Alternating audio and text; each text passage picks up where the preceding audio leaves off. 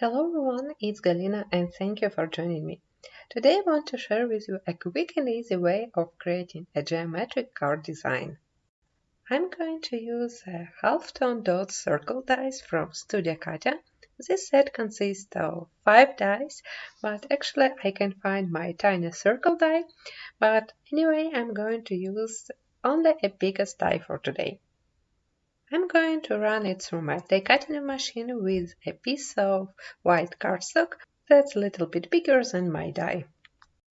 This die cut out a lot of little circles, but it doesn't cut out an outer line. So you can use a coordinating circle die to cut out this beautiful pattern, or you can use the scissors, as I did, to fuzzy cut this pattern. Next, I folded my die cut to cut it in half.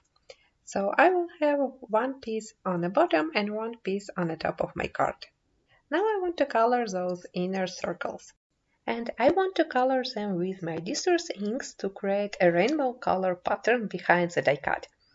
You can apply your inks on a separate piece of paper and run it through die cutting machine with the circle die again and inlay all those tiny inner die cuts back to the pattern.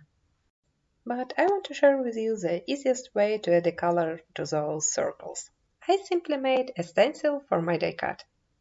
I ran this die through my die cutting machine with a piece of copy paper and I used my die cut as a guide to find a place for my stencil. I started applying distress ink through the stencil directly on my white card panel. I cut out this panel just a little bit smaller than A2 size card base.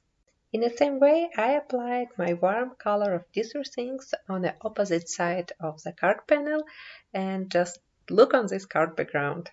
I think it can be used even without any other die cuts. I love to use a big bold sentiments for such type of card design, and today I'm going to use a beautiful script Happy Birthday stamp set from Studio Katia. I'm going to stamp it right in the center of my card panel and I'm using a VersaFine black ink. I put a tiny pieces of double-sided adhesive foam on the back side of my die cut and I'm going to press them over my ink-blended pattern. And I placed more tape on the back side of my card panel to add more dimension to this card. I want to keep this card clean and simple, so I add just a few of colorful jewel crystals from Studio Katia. And here's my finished card. I hope you like this idea and you will try this technique to make your birthday cards. Don't forget to subscribe and like this video, and I will see you next week. Bye!